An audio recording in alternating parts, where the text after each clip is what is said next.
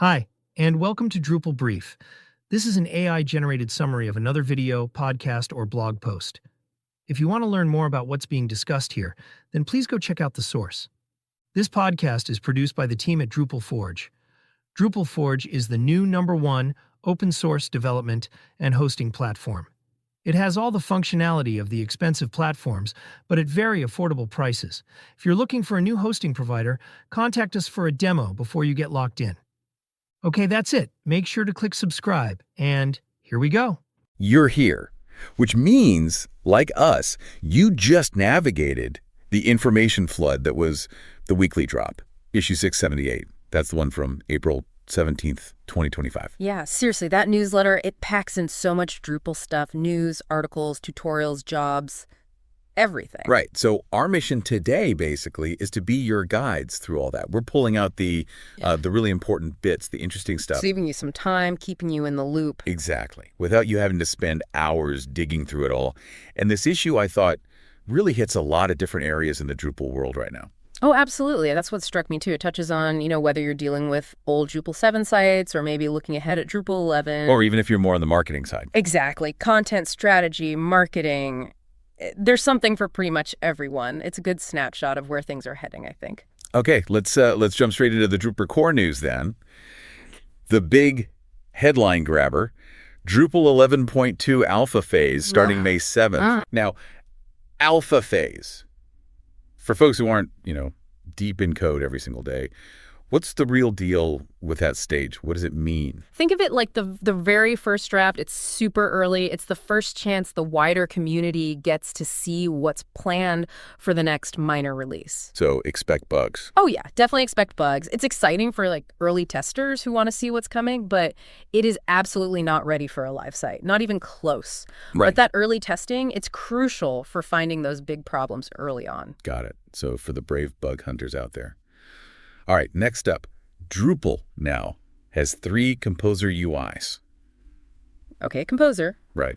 We know it manages all those background dependencies, right? Yeah, the essential bits that make Drupal work. So why is having multiple UIs, user interfaces, potentially such a big deal? A game changer, maybe? Well, what's interesting, I think, is how it makes things more accessible. Experienced devs are fine with Composer on the command line. Sure. But that can be really intimidating if you're new. So these graphical interfaces, they give you a visual way to handle dependencies. It might make it less scary. Lowers the barrier to entry. Exactly. Could make setting up projects, managing them, just feel easier for more people, even though, under the hood, it's still handling the same complex stuff. That makes a lot of sense. Okay, let's get into some of the more code level changes. First, deprecated syndicate block plugin in the node module. Syndicate. Sounds like sharing content. Yeah. Most likely. The syndicate block probably gave a simple way to share your site's content, maybe like an RSS feed output or something similar. Okay, and deprecated means? It's on its way out. It'll be removed in a future Drupal version. This might signal maybe a slight shift away from built-in syndication like that. Yeah. Perhaps leaning more towards modern decoupled approaches. Interesting. More flexibility maybe, but you need other solutions. Could be. Users might need to look at contrib modules or custom solutions instead. Okay, then there's a pretty technical one. Drupal node storage.update type is deprecated. Sounds like internal Drupal engine stuff. Why flag this for us? Right, this is definitely part of Drupal just cleaning house, evolving its core code, deprecating older functions like this one, update type. It points to refining the internal structure. Making it better. Yeah, aiming for better performance, making the code easier to maintain, cleaner.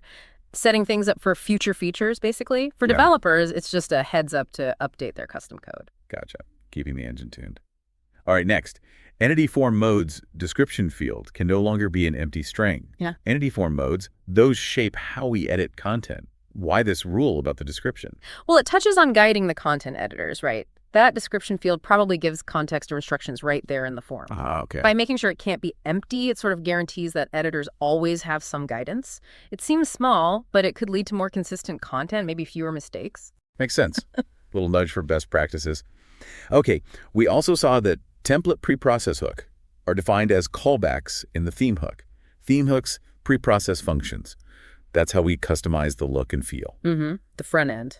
What does defining them as callbacks actually mean for the Peemers? It's basically a more structured, more predictable way for Drupal to handle these functions.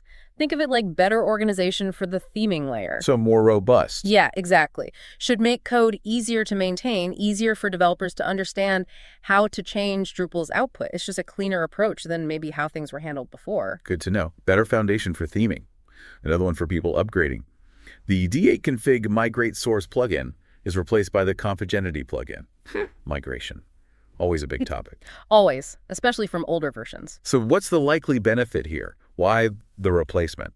Well, upgrading, especially from D8, can be tricky. No. Getting configuration data moved reliably is super important. So this new Configenity plugin, it probably offers just that a more consistent, maybe less error-prone way to move those site settings should hopefully mean smoother upgrades. We can all hope for smoother upgrades.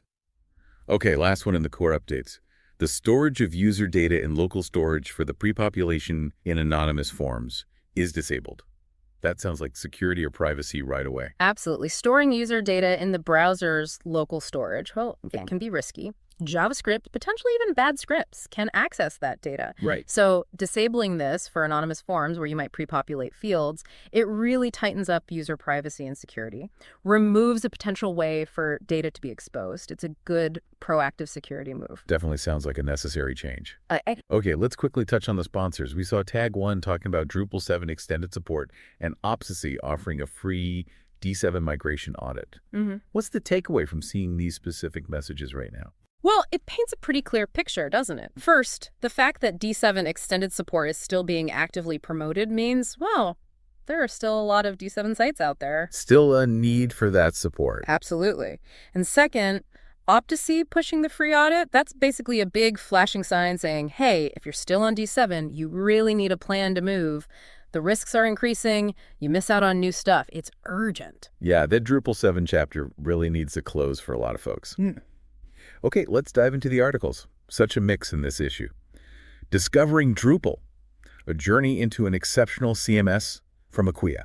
Sounds like maybe for beginners. Could be aimed at newcomers, yeah. Yeah, But, sometimes it's good even for us veterans to revisit why we use Drupal. true. A refresher on the core strengths. Exactly. Might highlight things we take for granted or frame Drupal's advantages in today's context. Could be a good reminder. Then a really hot topic. AI and web accessibility. Help or hype? I know a lot of people are grappling with this one. Oh, for sure. This article is probably digging into whether AI is really going to, revolutionize accessibility with automated checks and fixes. Yeah. Or if we're just creating new problems, automated tools, missing nuance, biased algorithms, maybe making things worse for some users. It's a really critical discussion. Potential versus pitfalls. Definitely. And following that, something very specific. Yeah. Balint Pecker, AI code review for Drupal. So AI isn't just theory here. Nope, it's becoming practical. Seeing AI code review tools pop up for Drupal development, that's a tangible shift. Could help find bugs, security issues, style problems faster, potentially leading to better, safer code. Interesting. We also see building an off-ramp from WordPress with DDDV. DDD, great local dev tool. This article seems clearly aimed at people thinking about switching platforms. Yeah, and highlighting DDV in that context, it suggests a practical dev-focused path for migrating from WordPress. Makes that big move seem maybe a bit less daunting, Yeah.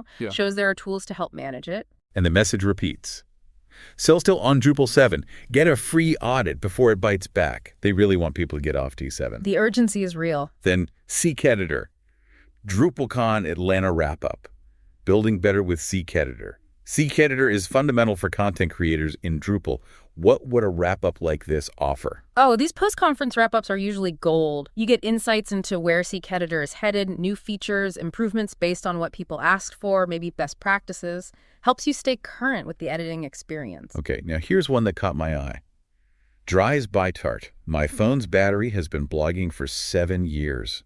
That's Dries, Drupal's founder. The title sounds quirky, maybe about more than just a battery. Knowing Dries, yeah, it's probably not literally just about a phone battery. Could be a metaphor, right? Yeah. Maybe reflecting on how technology is always on, how digital communication has evolved. Sustainability, maybe? Could be. Or just the energy drain of our digital lives. It's bound to be a unique take, whatever it is. Definitely one to check out. We also have Drupal Experience Builder and Acquia Site Studio Q&A. This speaks to that trend of low-code or no-code ways to build with Drupal. Exactly. Tools like these aim to make Drupal usable for more people, not just hardcore developers, giving marketers or site builders more power through user-friendly interfaces. A Q&A would be great for showing what they can actually do. And Drupal for marketers, editors, and HR13 features that directly targets those non-dev roles. Why is that important? It's really key for showing Drupal's value beyond just being a developer platform, highlighting features for marketing, HR, content management. It helps organizations see it as a versatile tool, not just a tech thing. Good point. Security is always huge, so Freelock blog. Ask Freelock, do I need a web application firewall? A basic but critical question. Absolutely critical. A web application firewall is like a security guard for your site, filtering bad traffic. This article probably helps you figure out your risk level, and if a WAF is something you really need. Performance too, always relevant. Mario Hernandez, using modern image formats to improve performance. Yeah, things like WebP images. They're smaller, load faster, look great.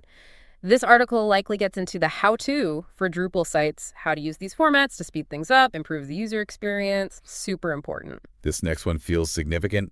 Ryan Srama, the moral imperative to compensate free software authors, touches on a big open source discussion. Yeah, it really does. This probably gets into the ethics of it all. Like, how do we sustain these open source projects we all rely on? Is there a responsibility for companies and individuals who benefit to, well, give back financially, support the creators? A fundamental question for the ecosystem. Totally. Ensuring it stays healthy and keeps innovating. Okay, also some updates from the drop times. UI Suite is announcing a new display builder, Pierre de Rowe, and what the keynote speakers are bringing to Drupal Developer Days 2025 peeks into the future. Definitely. Announcements like a new display builder show innovation happening right now in the community tools space. And hearing about the Developer Days keynotes gives you a sense of the big themes and directions the community leaders are thinking about. Accessibility is still a major focus. The Savvy Few, the European Accessibility Act, everything you need to know, brings in the legal angle. Which is increasingly important. Regulations like the EAA mean accessibility isn't just nice to have, it's often legally required. Understanding that is crucial for organizations to be inclusive and compliant. Very true. And with budgets being tight for many, weathering the storm, smart strategies for website owners facing budget cuts and uncertainty feels super practical right now. Yeah, really timely. This likely gives actionable tips how to prioritize spending, optimize what you have, make smart choices to keep your site effective, even when money's tight. Good stuff. And lastly in the articles, diving deeper into accessibility best practices. What it means to shift left on accessibility and how to do it right. Shift left, that's about building accessibility in from the very start, right? During design and planning, not just tacking it on at the end. Exactly. So this article probably explains why that's better, more efficient, leads to fundamentally more usable sites and how to actually do it. Okay, shifting gears to the tutorials section, some great practical stuff here.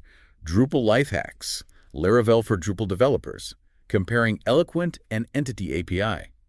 Interesting for devs who know other frameworks. Yeah, knowing both Laravel's Eloquent and Drupal's Entity API can be really useful. This tutorial probably helps bridge that gap, showing the similarities, the differences, makes it easier to switch between them or learn Drupal if you know Laravel. We also have exposing a Node.js app over HTTPS on a subdomain in DDEV.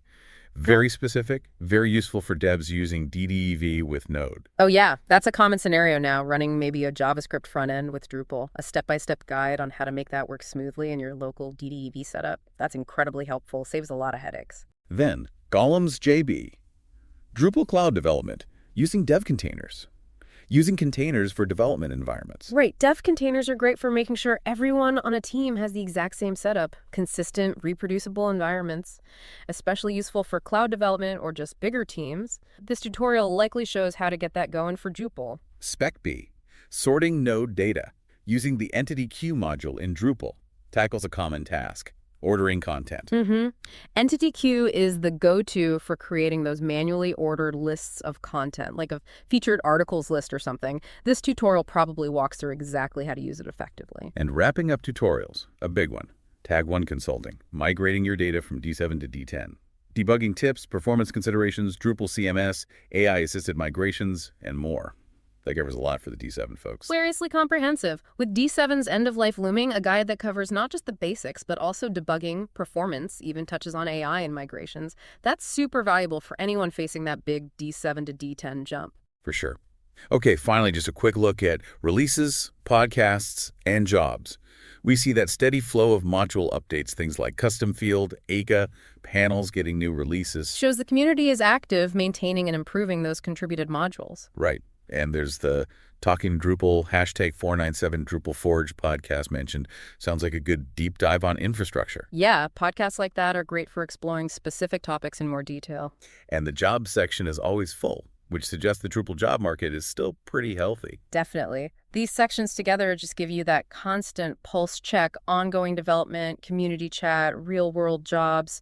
Shows a vibrant ecosystem. So yeah, as you can tell, just one issue of the Weekly Drop really does cover a massive amount of ground in the Drupal world. It really does. Hopefully this deep dive, this chat, has kind of given you, the listener, a shortcut to the key things happening. Absolutely. It definitely highlights how dynamic Drupal is, always changing, always something new happening. And thinking about all that, everything we just talked about, from the core updates, the AI discussions, that constant push to upgrade, what single thing, what aspect of Drupal's evolution right now do you find the most interesting, or maybe the most significant for where it's heading? Definitely something to think about as the platform keeps moving forward. Okay, we're done. To close off this podcast, I just wanted to remind you that this brief was a fully AI-generated summary, and we take no credit for the original content. If you want to learn more, then check out the source. This podcast is produced by the team at Drupal Forge. Drupal Forge is the new #1 open-source development and hosting platform. It has all the functionality of the expensive platforms, but at very affordable prices. If you're looking for a new hosting provider, contact us for a demo before you get locked in. And if you like this podcast, hit subscribe, post a link on social media, and recommend it to 2 friends. That's it. See you next time. Bye for now.